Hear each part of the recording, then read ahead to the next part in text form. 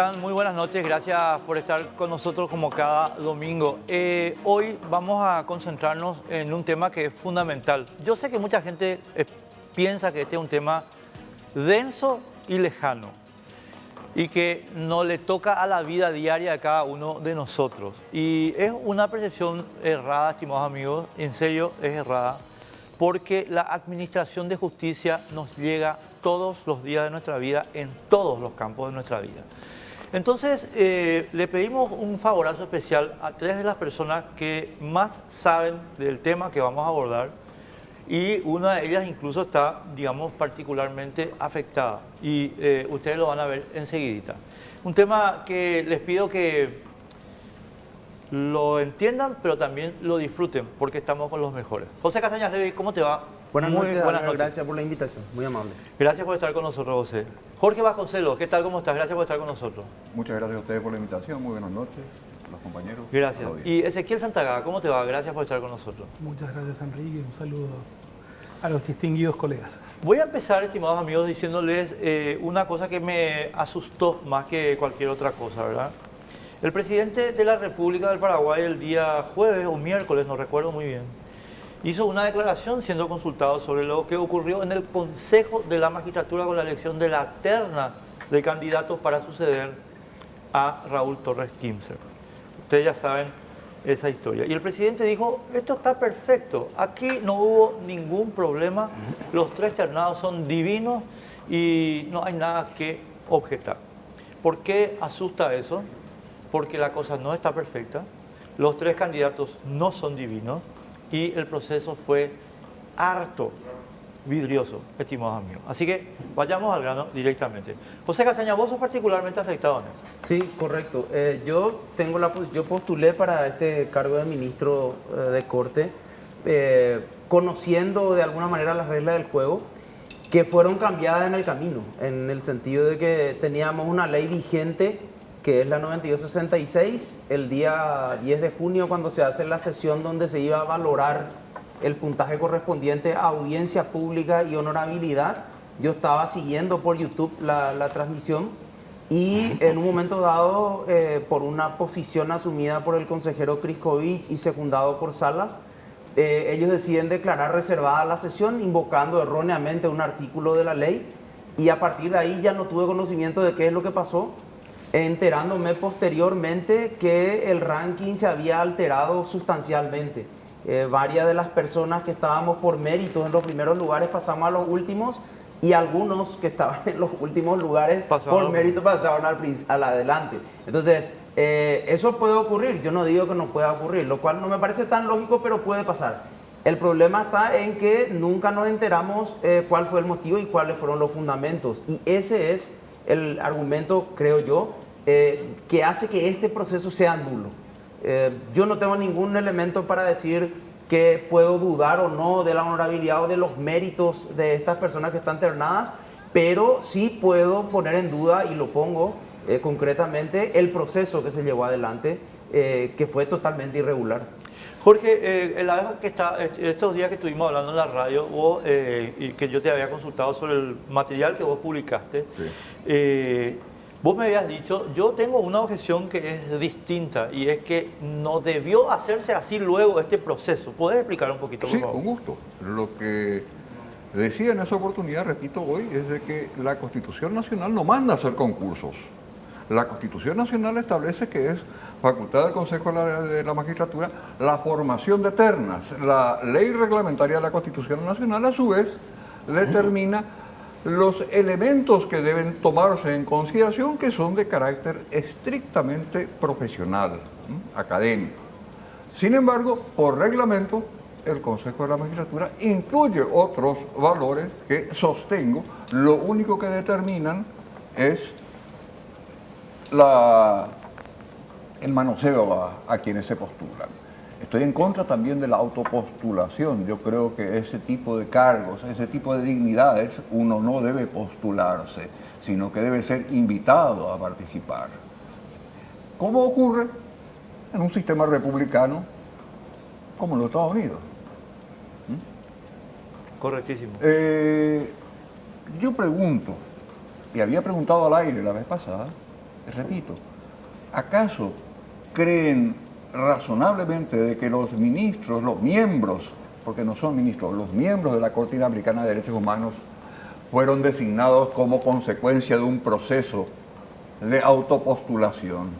Bajo ningún punto de vista. Y ustedes vieron, todos asistimos a la calidad del trabajo desarrollado, a la calidad del desempeño de estos señores.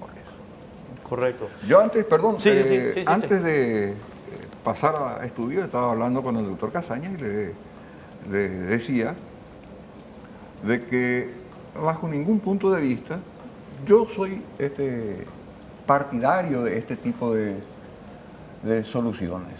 Es más, lo que se busca a través de estos procedimientos, y esto lo agrego ahora, es diluir la responsabilidad que corresponde al Consejo de la Magistratura, atribuyéndole a otros factores la responsabilidad de la decisión. En definitiva, participan muchos y nadie es responsable del resultado. El único momento en que el Consejo de la Magistratura satisfizo las pretensiones constitucionales en gran medida fue en su actuación inicial, cuando se designó la primera Corte Suprema de Justicia en el año 95 o 96, si no estoy equivocado. 95 creo. 95. Pero después se vinieron sumando este tipo de procedimientos que terminan en estas situaciones que son lamentables. Ezequiel, y vos que estás, digamos, Ezequiel Santagada, estimado amigo, ustedes lo conocen, ya estuvo varias veces acá, es una de las personas que ha trabajado más en nuestro país por transparentar los procesos públicos y en particular del Consejo de la Magistratura. La vez pasada hablábamos también, Ezequiel, y vos me decías, bueno, hay algunas situaciones que nos mueven a la cautela en relación a las acciones. Quiero que nos cuentes por favor eso otra vez, o si se avanzó entre lo que hablamos y ahora. Bueno, lo que habíamos hablado era la posibilidad de que accionáramos nosotros, en nuestra calidad de ciudadanos, contra contra el acto administrativo por el cual se tuvo por conformada la terna.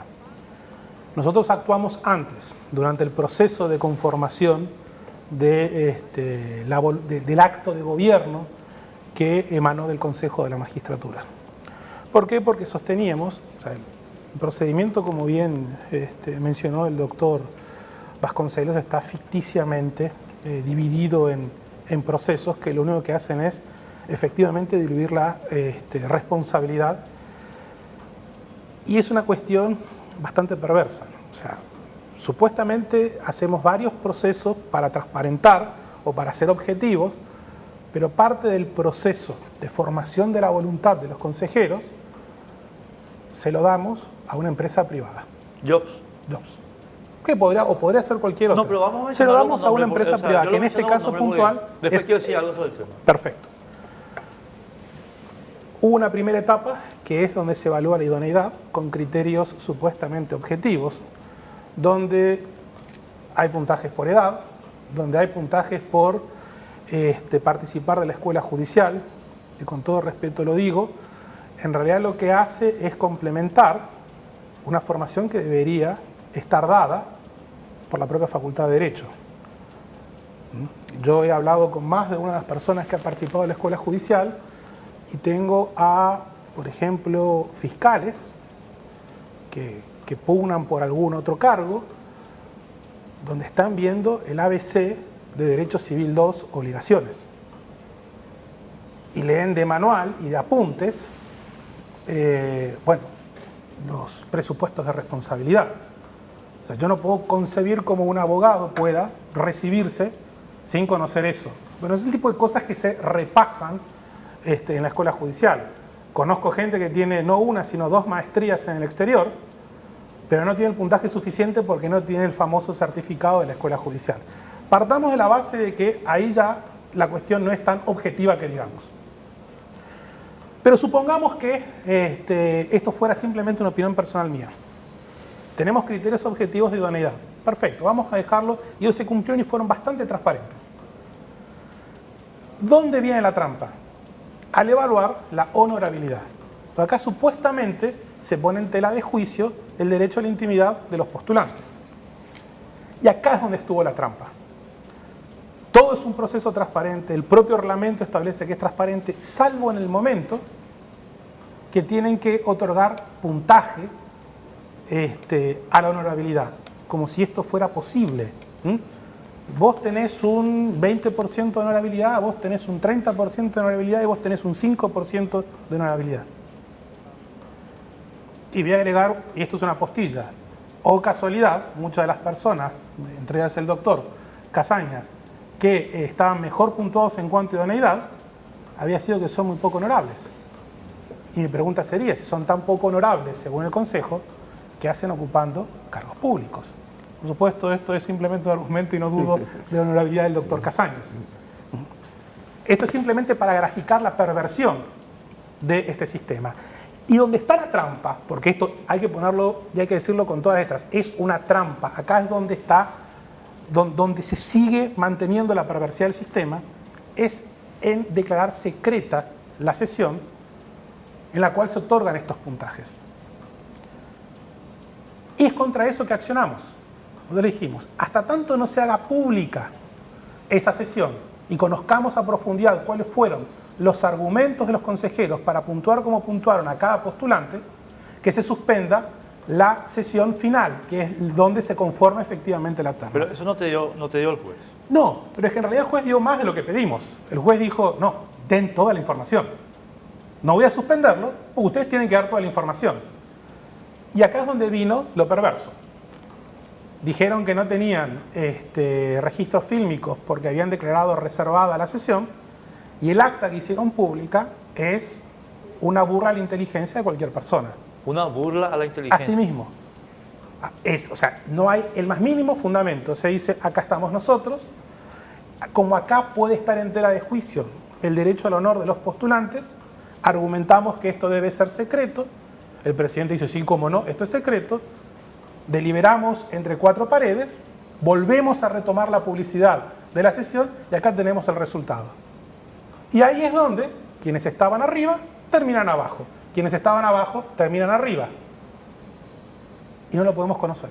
Ahora, Jorge, tomando esto que está relatando Ezequiel y lo que pasó con José, yo quiero recordar, con relación a lo que vos decías, ¿por qué creo que hubo una demanda social para generar este tipo de proceso, entre comillas, en el Consejo? Yo creo que vos también recordarás. La segunda corte elegida, no la primera. Yo también tengo mi reserva sobre la primera, por eso no vamos a meter acá. Pero la segunda corte fue, si vos recordás, un escándalo, porque fue, vamos a pulverizar la corte y arreglamos todo, nos repartimos Yoyito Franco, Nicanor y Fadul, ministros de la corte. ¿Sí? Y después fuimos empeorando a partir de eso, como que tocamos fondo. ¿Vos creés que el proceso no ameritaba un tipo de reforma como este? O sea, como esta situación que ahora tenemos, digamos. A ver, ¿cuál es el propósito de la creación del Consejo de la Magistratura en nuestra Constitución? Era un consejo de notables, un consejo de ancianos, que tuvieran en vista los parámetros que la ley orgánica del Consejo de la Magistratura establecía, que son calificaciones en los estudios universitarios, títulos universitarios, docencia universitaria, publicación de texto, actividad profesional o como magistrado. Y nada más. Pero comenzamos a buscar los elementos. Primero que politizamos las elecciones para representantes ante el Consejo. Es verdad, sobre todo los abogados. Me corrijo, no politizamos, partidizamos. Que es peor. Porque si hubiéramos politizado hubiéramos dado un paso hacia arriba, pero dimos un paso hacia abajo. Pero decía, además, generamos las condiciones necesarias para que las subjetividades tengan una mayor valor, un mayor peso ponderativo respecto a las aptitudes, las cualidades de los candidatos. Es decir, convertirnos otra vez de meros cumplidores de los preceptos constitucionales en burócratas que permitan satisfacer intereses mayoritarios. Punto. Claro, ahora, perdón, me he insistido un poco, José, con el postulado de Jorge, porque Yo quiero dejar en claro acá, creo que ninguno de los que estamos aquí estamos discutiendo que este es un proceso político en el sentido más alto de la palabra. No partidario. No partidario, exacto. Es un proceso político. Y vos me decías la vez pasada, un proceso político donde no se hizo ninguna pregunta de política. No. Ninguna, cero. En absoluto. Acá, evidentemente, no interesa o son valores entendidos a partir de las consideraciones subjetivas. ¿Qué piensan los candidatos respecto a la pena de muerte? ¿Qué piensan los candidatos respecto a la igualdad de género? ¿Qué piensan los candidatos respecto a la prisión preventiva? ¿Qué piensan los candidatos respecto a una serie de problemas en los cuales la Corte habrá de intervenir en algún momento? Si queremos una Corte un poco más progresista, un poco más conservadora, si queremos una Corte al estilo posrevolución francesa, sometida al Parlamento, o queremos una Corte más anglosajona que ejerza, como dice Roberto Gargarella, el control contra el poder mayoritario de los poderes políticos. Totalmente. José, ahora acá, yo no sé si, perdóname, pero te lo voy a plantear a título personal, ¿verdad? Porque sos el que está como que sacando la cara, ¿verdad? Pero es muy importante a mi modo de ver que se haga algo al respecto, porque de lo contrario nos quedamos con el discursito del presidente, que a mi modo de ver ni siquiera tiene, a mi modo de ver, el discursito del presidente que está todo bien, ni siquiera tiene, digamos, ni siquiera tiene el mérito de barnizar la cosa, ni siquiera el mérito de barnizar la cosa. Entonces, me permito insistirte un poquito si están trabajando ya en alguna vía concreta o qué es lo que están pensando, y si estás vos solo o si hay alguien más. Bueno, yo estuve conversando en estos días con algunos postulantes como el doctor Camacho, como el doctor José Ignacio, que estuvo a punto de entrar en la terna. Yo le dije a José I, lamento que sea ahora que hablemos, porque el problema es anterior. El problema es anterior a la última sesión realmente, ¿verdad? Ya hubo una arbitrariedad. Pero bueno, lo estamos conversando y hay dos áreas que hay que debatir, ¿verdad? Primero, si es que vale la pena hacerlo, porque como estamos viendo, ellos están actuando y la respuesta que dieron el viernes en el tema del amparo pone de manifiesto expresamente que ellos dicen, no, este proceso ya terminó, ya no tiene sentido el amparo, o sea, teoría de los hechos consumados. Esa es la posición que ellos tienen y bueno, está avanzando todo lo rápido que se pueda para que esto pase desapercibido o no tenga ninguna consecuencia lo que se haga. Y lo otro es, ¿qué buscamos realmente con eso? A mí me parece, Albert, que el debate está instalado. Creo que se ha generado suficiente debate como para que en el futuro, aunque lo hayan dicho hoy otra vez, en aquel momento, y lo siguen repitiendo todos los días, hicimos bien las cosas. Aunque ellos digan eso, creo que nadie cree, ni siquiera el presidente que dijo, creo que yo sin información, no sé por qué lo dijo, pero es muy lógico y obvio que fue nulo. Entonces, me parece que en la próxima selección seguramente, donde, como me dijo alguna vez Carolina Llanes, seguramente yo no cumplo el perfil del Consejo, por eso lo integro en la terna. Bueno, eso digo yo hoy, ¿verdad? Probablemente yo no cumplo ese perfil que ellos esperan que se cumpla, como decía el doctor Vasconcelos recién. Tal vez no lo dicen, pero lo piensan, ¿verdad? Este perfil no nos interesa. Y entonces ven la manera torcida de modificar el orden de méritos o de aptitudes o de lo que fuese. Pero no está decidido qué es lo que vamos a hacer. Sí se puede hacer, creo que están los elementos dados para plantear una nulidad del proceso ante el Tribunal de Cuentas. Quiero insistir en una cosa, porque, y quiero que además, y por eso voy a, perdón, Ezequiel, acá, José, porque a mí me parece que además, y por eso dije el nombre de la empresa Jobs en concreto, porque yo en términos generales, en la cuestión filosófica estoy de acuerdo con Jorge, en la visión que él tiene del tema, con alguna resalva, pero eso es aparte, ¿verdad? Pero voy a ir al caso de Jobs en concreto, ya que se trajo. Yo creo que además, la convocatoria de la empresa Jobs, primero que es inapropiada, pero además la empresa hace un trabajo negligente. porque la empresa no hace la consideración de que las personas que van a ser entrevistadas son ministros No, absolutamente. de la Corte.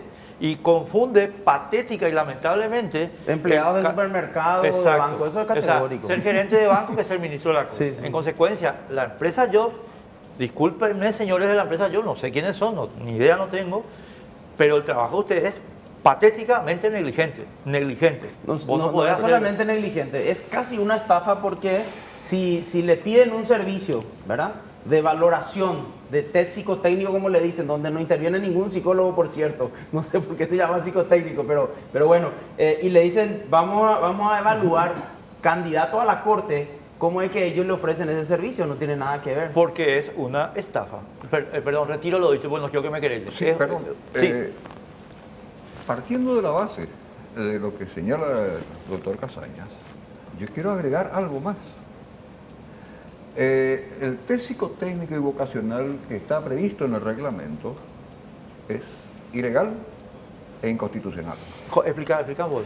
Claro, constituye un parámetro de valoración no previsto ni en la ley orgánica del Consejo de la Magistratura y mucho menos en la Constitución Nacional. Es decir, se generan requisitos que no existen. Yo no había pensado, y eso es verdad, completamente, totalmente. Absolutamente. Absolutamente. Bueno o malo el test es ilegal, es inconstitucional. Claro, porque lo que tienen que es discutir la honorabilidad, no pueden discutir. La idoneidad. La Y idoneidad. la idoneidad, sí. Y preguntar, por ejemplo, si tiene mayor o menor tolerancia al alcohol, me parece una ofensa. Porque si esos valores fueran sustanciales, la historia no se hubiera acordado jamás de Winston Churchill. Así mismo. Muchísimas gracias, Jorge. Es correctísimo. Es correctísimo. No, Yo no veo, ¿eh? Sí, Pero- yo en primer lugar tengo que reconocer que aunque me había resistido, en un momento dado, mi entorno familiar me dijo, bueno, pero si no aceptás el test psicotécnico, nunca vas a poder candidatarte, entonces aceptá, ¿verdad? Esa fue una discusión interna que nosotros tuvimos y yo reconozco que tuve que ceder ante un principio que tenía que decir, esto es, como dice el doctor, no tiene nada que ver con una postulación, pero lo hice, pero quiero ir a la experiencia personal, ¿sí? Para que vean cómo funciona el test. Una pregunta concreta era si luego de beber alcohol la noche anterior, al día siguiente usted amaneció alguna vez con resaca. Esa era la pregunta. Entonces la respuesta es sí, ¿sí? En mi caso, yo voy a poner mi ejemplo. Sí.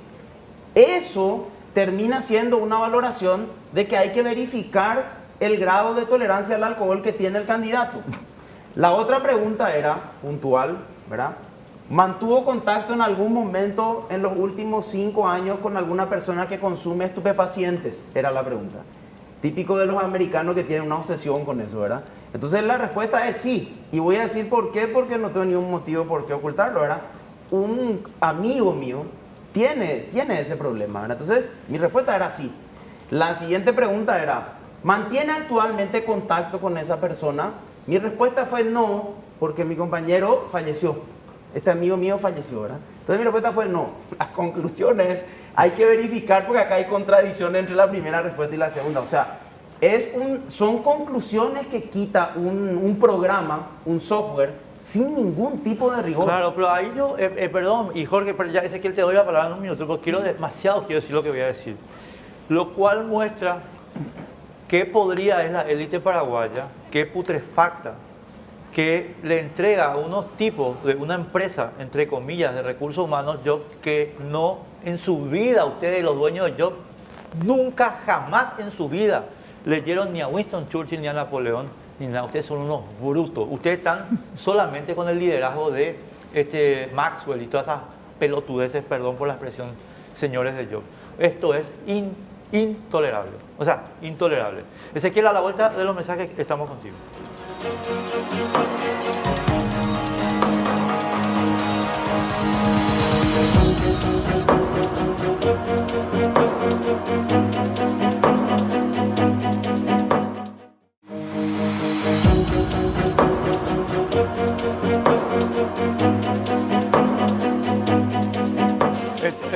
Sigo con la boca abierta y sigo enojado. Es más, cada vez me enojo más. Ezequiel, acá hay una cuestión, o sea, honestamente, después de escuchar lo que estamos escuchando, Yo creo, mira lo que te iba a decir, pero es a título voluntarista personal, digamos. Es obligatorio hacer algo. O sea, a ver, la próxima terna que tengo entendido que va a ser El año que viene. la de la sujeta Miriam Peña, que tiene que estar presa por prevaricadora, pero esta señora, bueno, la próxima terna no se puede elegir en esas condiciones, Ezequiel. O sea, es de eso de lo que se trata, aparte de eventualmente corregir lo que se está haciendo ahora. Bueno, nosotros tomamos un compromiso institucional, cuando digo nosotros, son quienes conformamos IDEA, ya hace 2 años cuando iniciamos el primer amparo contra el Consejo. Consecuencia de ese amparo se transparentó la opinión del Tribunal de Honor, la fundamentación y la publicidad del acto de conformación de la terna, y debía darse un resumen, no todo el test psicotécnico, sino un resumen de quiénes son los ternados en cada caso. Por eso mismo lo volvimos a hacer ahora, porque no podemos estar defendiendo valores republicanos desde la tribuna. Tenemos que ensuciarnos las manos. Y es lo que hicimos. Estábamos debatiendo justamente antes de entrar cuáles serían las vías procesales. No me queda ninguna duda de que el doctor Casañas o alguno de los otros postulantes tendrían la legitimación activa como para pedir la nulidad de todo este proceso, habida cuenta que, bueno, como ya se explicó sobradamente, es nulo de una nulidad manifiesta.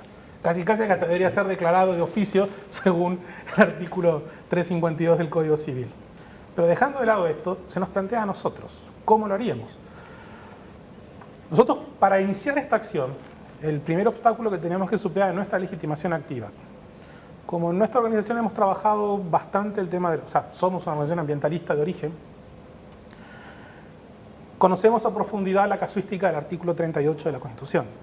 Siempre lo usamos para cuestiones ambientales, después fuimos un poco más en materia de acceso a la información y ahora lo estiramos, acceso a la información vinculado con el sistema republicano de gobierno, y por suerte tuvimos un magistrado, el doctor Ugarcete, que entendió esto y dio, o sea, y no nos rechazó in limine, porque ese es nuestro primer miedo. Si bien no nos dio una medida cautelar, dictó una medida de urgencia que era absolutamente proporcionada a los fines de lo que estamos pretendiendo. Lo que se nos plantea ahora lo podemos plantear nosotros como acción popular. Y algunas ideas que tenemos es, bueno, si definimos al sistema republicano de gobierno como un conjunto de valores, entre los cuales, sin lugar a dudas, o sea, clásicamente se llamaba publicidad de los actos de gobierno, o lo llamamos acceso a la información o transparencia, pero sea el concepto clásico, sea el concepto nuevo, estamos hablando exactamente de lo mismo. Entonces, si ese valor, el valor transparencia, el valor acceso a la información, que tiene una indudable naturaleza colectiva, y esto lo ha dicho la Corte Interamericana de Derechos Humanos, forma parte del complejo conceptual de lo que se entiende por principio republicano de gobierno, pues estaríamos habilitados. Probablemente termine siendo simplemente una acción heroica, pero lo hicimos en 2017, lo hicimos ahora, tal vez lo intentemos en los próximos días, lo tendremos que decidir en las próximas horas. ¿Va a ser lo mismo el próximo proceso de selección? Yo lo dudo. Yo también dudo eso. O sea, por eso Entonces, yo creo que... es por eso es que estamos obligados, o sea, si estamos defendiendo estos valores, estamos obligados a hacer algo. Y por eso lo estamos haciendo.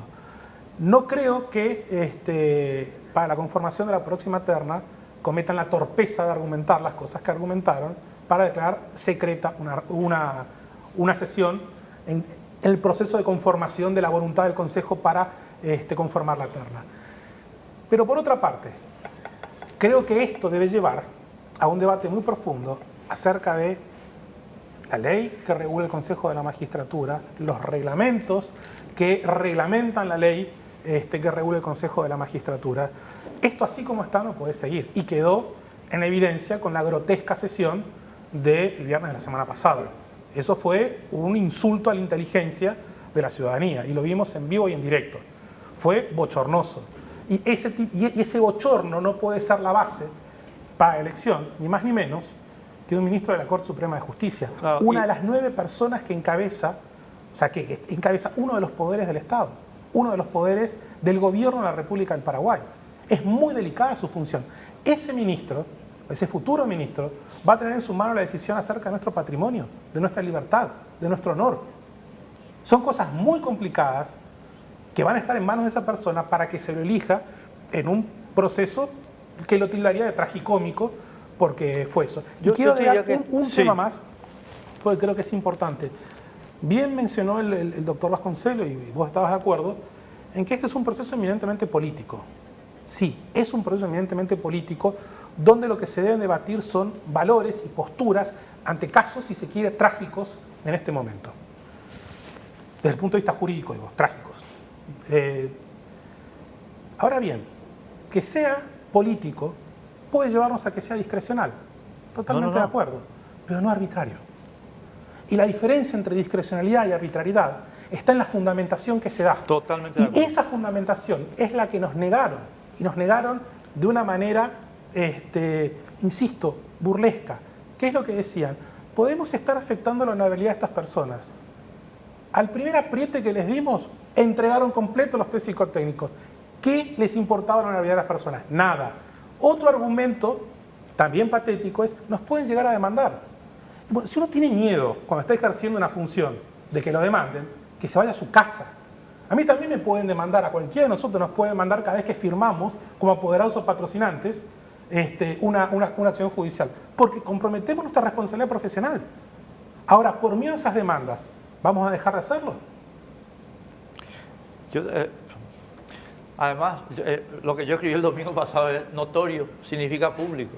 Artículo 258. O sea, Jorge, ahora, acá hay un proceso de reforma que está en marcha. Lo hablé con Rocío Vallejo, que es la presidenta de la comisión, que está estudiando este tema en el Congreso, para establecer una ley regulatoria nueva en estos órganos, ¿verdad? Pero ellos tienen el trabajo de ellos es mucho más amplio, o sea, no es solamente el Consejo, es también el jurado, el código, bla, bla, toda esa historia, ¿verdad?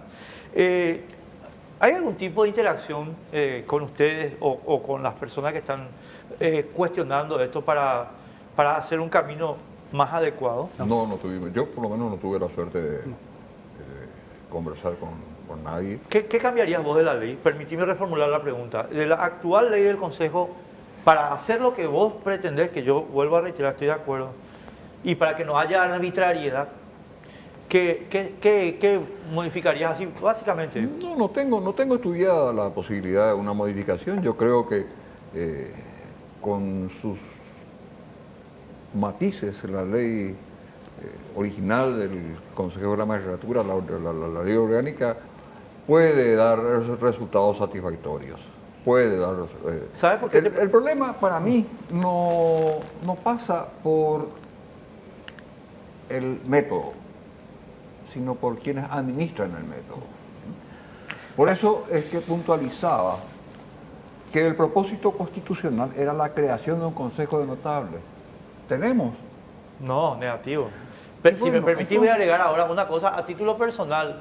Señor empleadito de José Ortiz, Luis María Benítez Riera. Voy a decir una cosa referida a vos, Luis María, que es la siguiente. Ni siquiera concordancia de género no pudiste mostrar cuando hablabas en la sesión del Consejo. Sos ministro de la Corte Suprema. Pero es que ni concordancia de género al hablar. Y ese sujeto tiene sobre nosotros poder, vida, libertad. Es increíble. Y yo pregunto, ¿qué es lo que nosotros buscamos? ¿Un gran jurista o un buen administrador? ¿Qué queremos? Porque yo soy del criterio, y va a molestar lo que digo, sí, que esas benditas circunscripciones judiciales que se reparten entre ministros de justicia, de la Corte Suprema de Justicia, sirve exclusivamente para generar un patronazgo.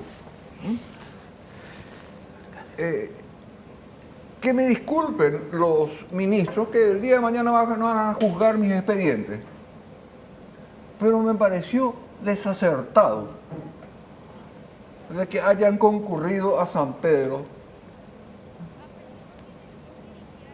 para llamarle la atención a los jueces, para tomar intervención en una cuestión que el día de mañana puede llegar a su despacho como magistrado. Comparto 1000%. Es increíble. O sea, así ¿Qué mismo. hacen nuestros ministros? ¿Qué hace nuestro presidente de la Corte en los actos protocolares del Poder Ejecutivo?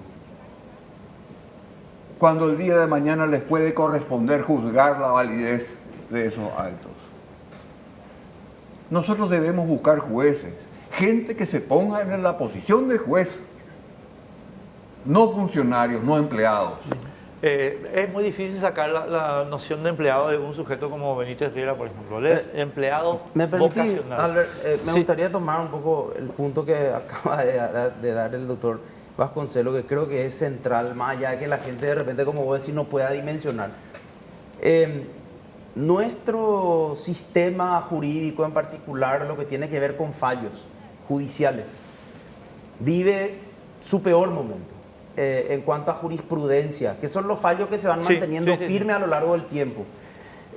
La sala penal de la Corte debe ser una de las peores que existe, porque no tiene personas con la suficiente preparación para sentar jurisprudencia. Entonces uno busca cuál es la posición de la Corte respecto del homicidio doloso. No va a encontrar. O cuál es la posición de la Corte en los casos de homicidio culposo, en accidente de tránsito. ¿Qué posición tiene? No se sabe. Porque uno lee las sentencias hechas por relatores, por cierto, por relatores, generalmente no por ministro de Corte, y no encuentra el contenido, la doctrina, el sustento, la posición. Y ese es el mayor daño que se le causa con este tipo de procesos, donde lo que se elige es directamente lo que responde a ciertos criterios, a ciertos gustos de ciertos sectores. Claro, porque acá, y yo voy a agregar una cosa, José, a lo que vos estás diciendo, pero en la línea de lo que vos decías, Jorge, que creo que hay que ir, ¿cómo es que dicen ahora? Visibilizando, porque estábamos todos como que muy temerosos que nos metan en la cárcel, pues. Y entonces yo dije también, yo ya tengo suficiente edad como para que me dejen de embromar estos idiotas, y quiero decir una cuestión particular sobre eso. José, acá nosotros hemos nombrado en realidad administradores de feudos, y la razón por la que Alma Méndez de Bungermini probablemente sea la ministra elegida es porque es el feudo de Hugo Velázquez en Alto Paraná. Punto y aparte. Y en consecuencia, lo que nosotros tenemos aquí son garantes de impunidad en negocios y no ministros de corte. Pero es que no podemos, y Jorge, ahí es donde yo voy, Jorge, porque me parece que hay que trabajar bien ese tema que vos estás mencionando, porque nosotros no podemos salir de esto, porque los tipos te dicen así, sin ponerse colorado: este proceso es político y nosotros hacemos lo que queremos. ¿Entendés? Entonces vienen acá a... O sea, por eso es que se trató de ir construyendo estas cuestiones, entre comillas, objetivas, que al final sirvieron para encubrir. Pero es que en Argentina, cruzando el charco, ¿verdad? Cuando se va a reemplazar un ministro de Corte, lo primero que se ve es de qué sala sale este ministro, cuál es su perfil. Y a partir de ahí se construye quién podría ser el reemplazante. A nosotros lo que menos nos importa es eso, alguien que ocupe el lugar nomás. No importa si sabe derecho penal, si Torres 15 el que sale es más del área civil, puede entrar cualquiera ahí, laboral, penal, lo que sea, y es un cambalache. Y eso daña al final, como vos decís, diariamente en cada expediente que llega a la Corte está siendo perjudicado, porque la persona que tiene que votar ni siquiera entiende lo que está votando. Esa es la gravedad de la situación. Ezequiel. Quería volver a la configuración legal, tanto de la ley orgánica del Consejo como la del jurado de enjuiciamiento. Hay una comisión... Perdón, Sí. te reitero la pregunta que le hice a Jorge. ¿A vos te llamaron, Elvio? Rocío y eso. No, pero es que a eso iba. Tenemos una ley que creó el Consejo para la Reforma, donde tenemos reforma penal, reforma de códigos de procedimientos y reforma de leyes del Consejo y del jurado, integradas por representantes de los jueces, de los fiscales, de los distintos, del poder... defensorías y demás. Una cuestión absolutamente endogámica, donde se ponen de acuerdo, no hay mayor participación de sociedad civil, ninguno, ni siquiera fuimos invitados, por lo menos como meros observadores. Seguramente van a salir a decir, bueno, pueden ir, nos reunimos tal día. Eso no es serio.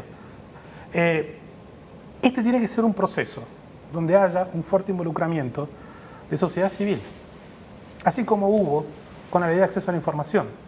Porque acá estamos hablando de leyes que son absolutamente funcionales a los intereses del poder.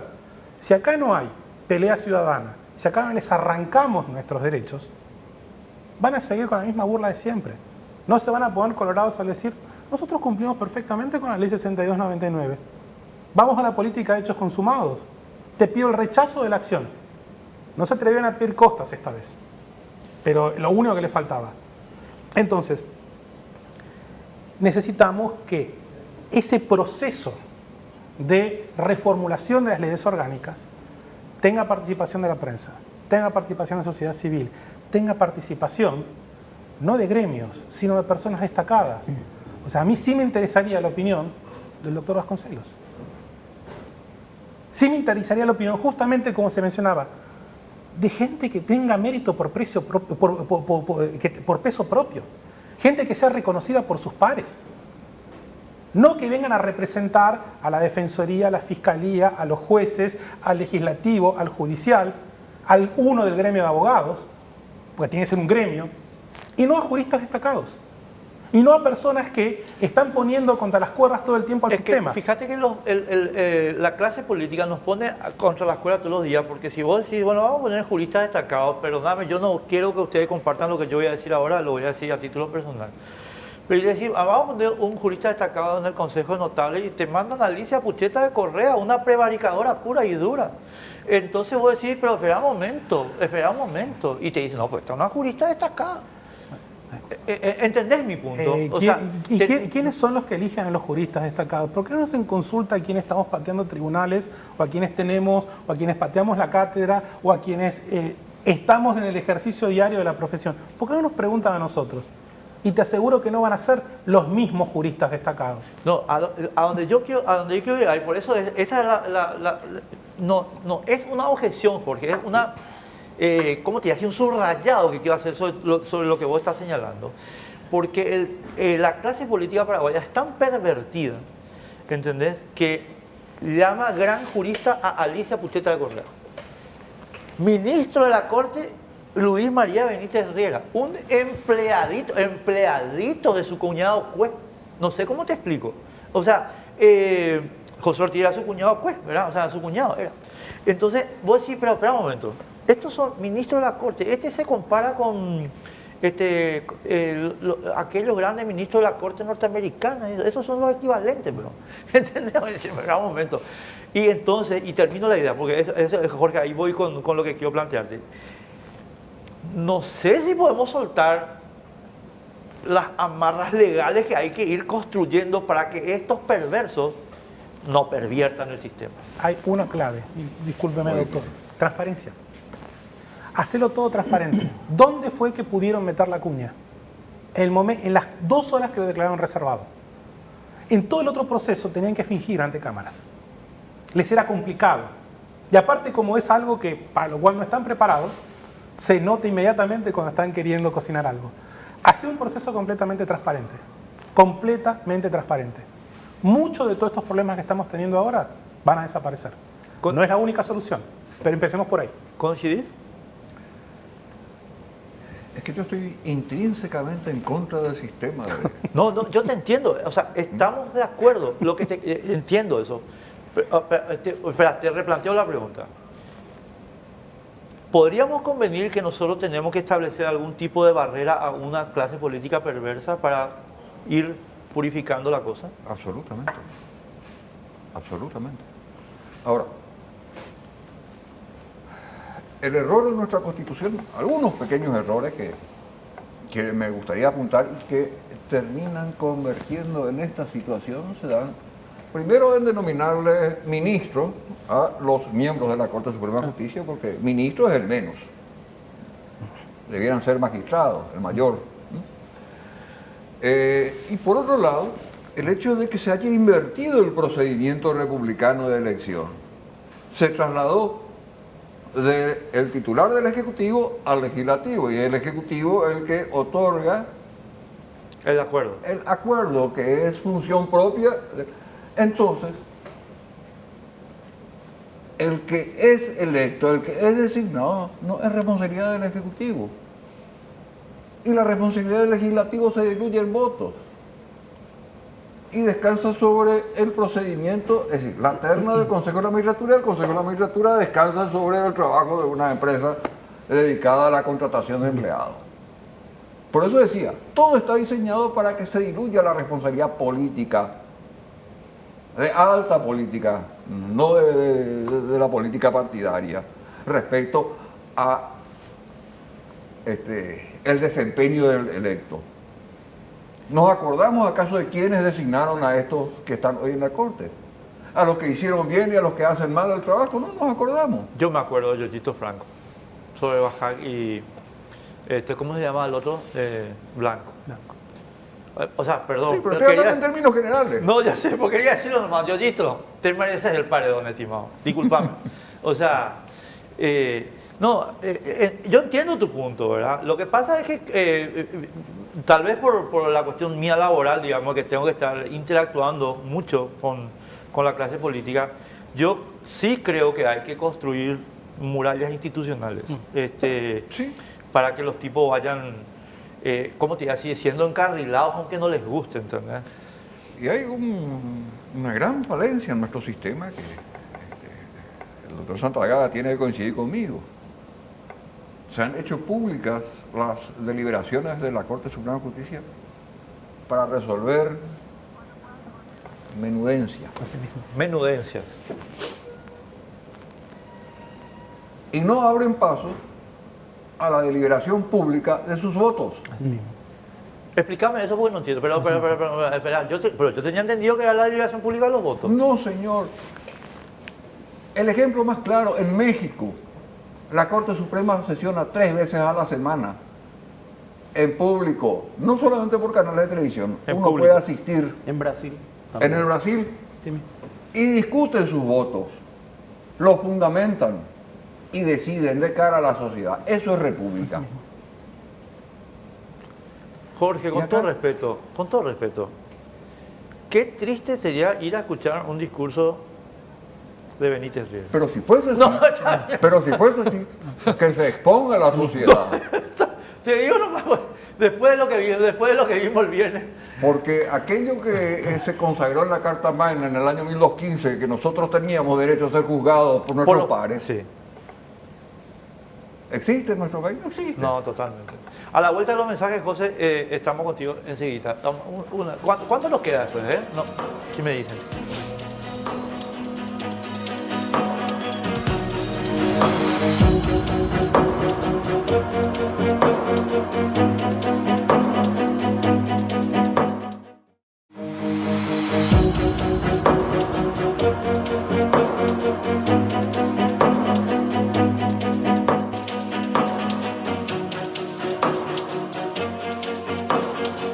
Bueno, José, te llevo al campo político directamente, pero referido a lo que estamos hablando. Rocío Vallejo y compañía son, digamos, compañeros tuyos. ¿Por qué vos no le llamás y le decís, che, nosotros queremos participar en esto dada la experiencia que hemos adquirido, para ir señalando algunas cosas? Porque sinceramente creo que, le estoy mencionando a Rocío por si la gente no está recordando, estimados amigos, por la ley que acaba de mencionar Ezequiel. Ella es la presidenta de la comisión. Ella preside esta comisión. Es por eso que la estoy mencionando. O sea, quiero saber por qué no hay esa interacción. Bueno, esta es una segunda vuelta, si podemos llamarle, de la ley que dispone la Comisión de Reforma. Porque la anterior concluyó cuando el presidente era el senador Enrique Baqueta, donde a mí me tocó trabajar como, digamos que una especie de relator de la comisión, y el doctor Cronaueter era el director de la comisión. Y nosotros concluimos una primera parte con una propuesta de modificación del Código Penal, Código Procesal Penal. Es cierto lo que dice Ezequiel, los participantes, porque es una costumbre, una mala costumbre en nuestra sociedad, tienen que pertenecer a algún gremio para poder tener Fascismo representación. Fascismo se llama. Es una pena, pero es así. Y esos gremios muchísimas veces no están organizados tampoco. Entonces el aporte tampoco puede venir como algo sustancioso. Eso es parte del problema interno de gestión, digamos. Ahora hay una segunda etapa, reabrieron ese proceso de revisión. Yo lo que conocí de la anterior vez, de la ley de la Corte, la modificación de la ley del jurado, del Consejo, era muy pobre, lo que se había planteado anteriormente. Ahí hay muchísimo trabajo por hacer. Y supongo, por lo que a veces sigo en YouTube la sesión, supongo que ellos están sobrepasados en su capacidad. Me da esa impresión de que la comisión hacen un gran esfuerzo, pero son pocas personas para poder llevar a, como dice Ezequiel, se va un representante de la Defensoría, un representante del Ministerio Público, pero la sociedad de repente cuesta ver que esté alguien representado, ¿verdad? Vos sabés que quiero agregar una cosita. No, a mí me asusta el tema porque yo no creo que sea tampoco demasiado complicado hacer lo que señalaba Ezequiel. En la ley del Consejo de la Magistratura se elimina todo eso que vos decís, Jorge, y se pone, señores, la deliberación va a ser pública y la deliberación debe versar sobre... lo que dice la Constitución y la ley. Exacto, sobre honorabilidad, idoneidad, y ustedes me tienen que discutir eso. Sí. Punto, se acabó. Y en público. O sea, pero yo no creo que haya que ser premio Nobel para poder poner eso en un artículo. No, lo que pasa es que son leyes que están instaladas hace mucho tiempo y donde hay intereses. O sea, no hay que olvidar eso. Y que después tiene que ser votada por los pueblos. Por eso voy. Pero no, por eso está mismo. Bien, pero vos al plantear teóricamente, Jorge, el tema, al plantear conceptualmente el tema en la comisión, ya le estás poniendo un compromiso a los votantes. Aunque, no es así, Albert. No. ¿Por qué? Porque ellos se sienten... a ver, el Congreso funciona de una manera bastante peculiar porque cada integrante de la Cámara de Diputados y de la Cámara de Senadores se considera absolutamente, digamos que no sé cómo explicarlo, pero a ellos les resulta irrelevante quién diga la comisión o quién no diga la comisión. En algún momento dado, algunos senadores y diputados dijeron, no, ¿qué importa si este es un dictamen nomás de comisión? Nosotros somos los que al final vamos a resolver. Parcialmente eso es cierto, pero a lo que voy es que cuesta mucho que funcione un sistema de alguna manera lógico de que, bueno, si se debatió en la comisión y hay un representante de tal bancada y de tal otra, no tendría que ser problemático, pero sí es. Es decir, el punto es que la hipótesis de aprobación a libro cerrado es la que está operando, es lo que acabamos de ver con el sistema tributario. O sea, perdón. Sí, pero para ese tipo de cosas. Sí, claro. ¿Entendés? No, a donde yo, o sea, porque yo, Jorge, quiero decirle nomás a la gente, es cuestión de ver cómo son los procedimientos norteamericanos que se ven por televisión porque se transmiten también, ¿verdad? Entonces, tema de comisiones, que ahora están reunidos todos los días las comisiones impulsadas por los demócratas contra el presidente de la República, ¿verdad?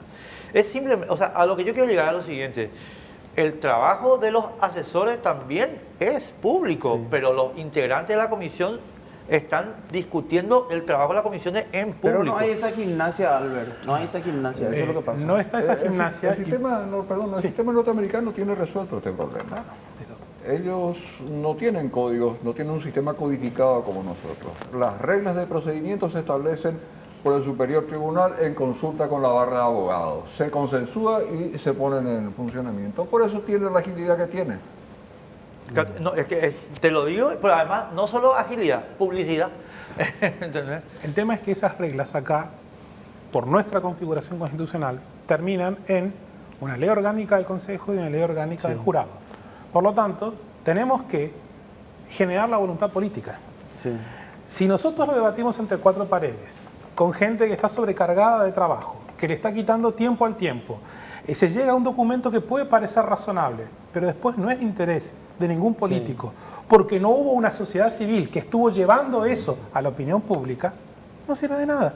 Y vamos a seguir teniendo no la segunda o tercera vuelta de la comisión de reforma. Vamos a tener cuarta, quinta, sexta y séptima. Va a ser toda la gente, va a poder poner su currículum. Yo participé de la segunda o tercera comisión de reforma. Tengo un currículum espectacular, pero no sirvió para nada. Si no hay compromisos políticos de los líderes de bancada, la comisión se puede reunir, como dice Ezequiel, 1000 veces.